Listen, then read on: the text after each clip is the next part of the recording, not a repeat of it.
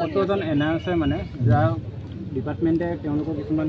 ইনচাৰ্ভিচৰ proof বিচাৰিছিলে কোৰ্টে যি order দিয়ে কোৰ্ট অৰ্ডাৰটো চাই উঠাৰ কাৰণে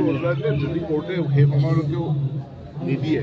তেনেহ'লে সিমান সংখ্যক চিট আমি ৰাখি থওঁ বাকীখিনিক আমি দি দিম ছাৰ তেওঁলোকক হল কৰি পেলাই আমাক হল কৰি হ'লেও আমাৰ 10 অক্টোবৰ আমি ছাৰ তেওঁলোকক হল কৰি হ'লেও আমি দিম কিন্তু 10 অক্টোবৰত হ'ব 10 অক্টোবৰ আগত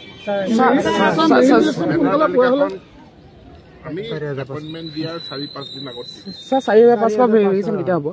4,500 এই 5,500 ফাইনেল মেৰিট লিষ্ট নোহোৱালৈকে 4,500 ডকুমেণ্ট ভেৰিফিকেশ্যন নহ'ব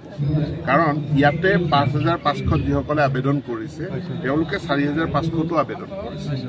গতিকে এখন মেৰিট লিষ্ট ওলাই যোৱাৰ পাছত সেই নামখিনি আমি 4,500ৰ পৰা আউট কৰি দিম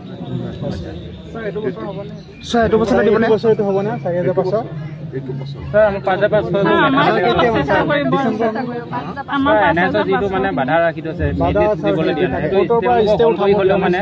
কোৰ্টৰ পৰা মই ক'লো হ'ব সেইটোৱে কৰিম আকৌ একেটা ছাৰ 4,500 এইটো মাহতে দিবনে এইটো বছৰতে দিবনে ছাৰ আমাৰ চৰকাৰৰ